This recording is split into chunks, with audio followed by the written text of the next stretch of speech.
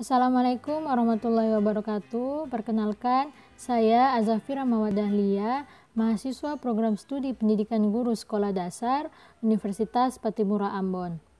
Nah, di sini kita akan membahas buku tematik kelas 3, tema 6, yang berjudul Energi dan Perubahannya.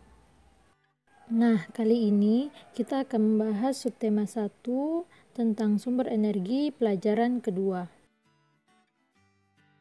Nah, adapun tujuan pembelajaran diantaranya yang pertama, dengan mendengarkan penjelasan guru, siswa dapat mengidentifikasi kombinasi gerak, berjalan, menekuk, dan mengayun mengikuti irama menggunakan alat. 2. Dengan memperhatikan contoh dan penjelasan guru, siswa dapat melakukan kombinasi gerak berjalan, menekuk, dan mengayun mengikuti irama menggunakan alat. Ketiga, dengan permainan menyusun kartu huruf, siswa mampu menemukan kosakata terkait sumber energi dengan tepat. Keempat, dengan permainan menyusun kata, siswa mampu menyusun informasi terkait sumber energi menggunakan kalimat sendiri dengan tepat. Kelima, dengan mendengar penjelasan guru, siswa dapat mengidentifikasi kewajiban-kewajiban di rumah terkait sumber energi. Keenam, dengan mengamati gambar, siswa dapat menentukan perilaku yang menunjukkan kewajiban di rumah terkait penghematan sumber energi. Nah, baiklah, dalam pembelajaran subtema 1 mengenai sumber energi, ada 3 kompetensi dasar. Di antaranya ada pendidikan jasmani, olahraga, dan kesehatan, ada bahasa Indonesia, dan ada PPKN. Nah, di sini saya akan membacakan kompetensi dasar untuk mata pelajaran PPKN. 1.2 Menerima amanah hak dan kewajiban sebagai anggota keluarga dan warga sekolah dalam kehidupan sehari-hari. 2.2 Menerima hak dan kewajiban sebagai anggota keluarga dan warga sekolah dalam kehidupan sehari-hari. 3.2 Mengidentifikasi kewajiban dan hak sebagai anggota keluarga dan warga sekolah. 4.2 Menyajikan hasil identifikasi kewajiban dan hak sebagai anggota keluarga dan warga sekolah. Baiklah, sebelum kita memulai pembelajaran pada hari ini, alangkah baiknya kita berdoa terlebih dahulu, berdoa menurut agama dan kepercayaannya masing-masing.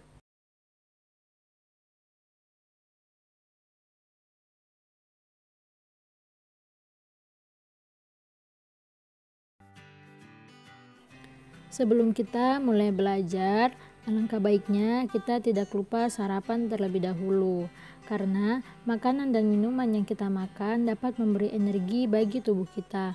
Nah, energi inilah yang membuat kita dapat melakukan kegiatan. Nah, seperti saat ini kita akan melakukan senam. Gerakan yang akan kita pelajari adalah kombinasi gerak berjalan, menekuk, dan mengayun dengan menggunakan alat. Alat yang digunakan pada kegiatan ini adalah simpai. Nah, yang pertama, lakukan kegiatan berjalan diawali dengan kaki kiri melangkah ke depan, lalu tangan kanan mengayunkan sampai ke depan, kemudian kaki kanan melangkah ke depan, simpai diayunkan ke belakang seiring langkah berjalan, setelah itu kedua kaki merapat berdiri. Terlihat pada gambar di atas, setelah itu kedua lutut ditekuk, simpai diayunkan ke atas, kemudian simpai diayunkan ke belakang lutut, diluruskan kembali, badan tegap kembali. Nah, gerakan senam irama tersebut merupakan sebuah rangkaian. Setelah mengetahui rangkaian kombinasi gerakan tersebut, lakukanlah bersama-sama dengan iringan musik instrumental yang temponya pelan, seperti musik klasik. Nah, selanjutnya kita akan bermain menyusun huruf. Huruf disusun membentuk kata, kosakatanya berhubungan dengan sumber energi, seperti contoh ada kata H, A, M, I, T, R, A. Kalau disambung atau digabungkan, kata itu akan membentuk kata matahari. Coba isi untuk nomor 1 dan nomor 2. Dan langsung jawabannya dicatat di buku tulisnya masing-masing.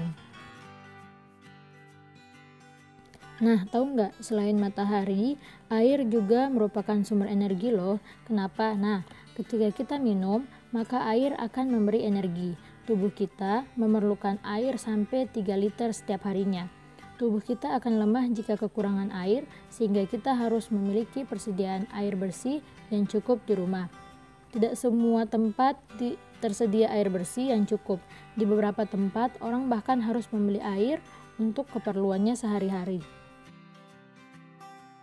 Karena tidak sedikit orang di luar sana yang harus membeli air untuk keperluannya sehari-hari, maka kita wajib menghemat penggunaan air di rumah dengan cara mematikan keran air sesudah digunakan. Jangan menghambur-hamburkan air untuk keperluan yang tidak penting. Nah, kalau minum air matang harus dihabiskan. Masih banyak lagi contoh kewajiban di rumah dalam menghemat energi.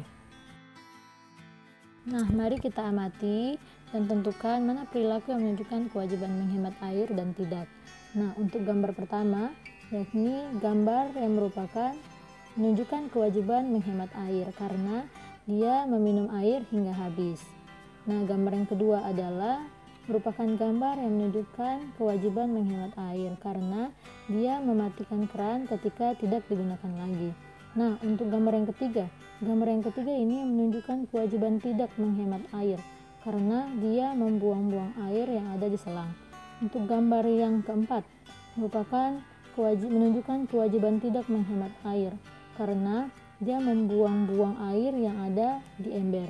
Untuk gambar yang kelima juga merupakan gambar yang tidak menghemat air karena ketika dia menyikat giginya, air yang di keran tidak dimatikan sehingga air terbuang-buang.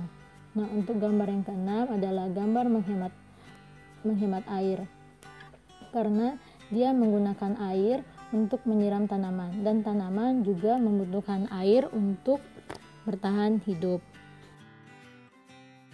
Nah, sepertinya cukup sekian pembahasan kita pada kali ini. Semoga kita semua dapat mengetahui hak dan kewajiban kita dalam mengelola sumber energi. Nah, jangan lupa untuk tetap menjaga kesehatan dan patuhi protokol kesehatan. Terima kasih, sampai jumpa.